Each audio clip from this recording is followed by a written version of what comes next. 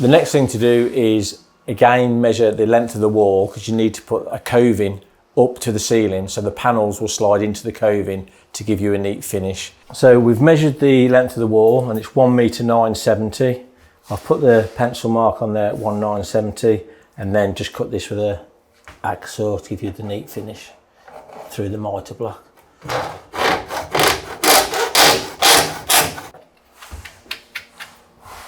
The next job is to hold this up nice and flush to the top of the ceiling. Screw through the tongue section. There's no need to drill a raw plug. These screws will be concealed when the panels slide into the coving trim. I'd recommend a screw approximately every 8 to 10 inches. There is a protective seal on the coving and it is advised to leave that on to the very last before removing.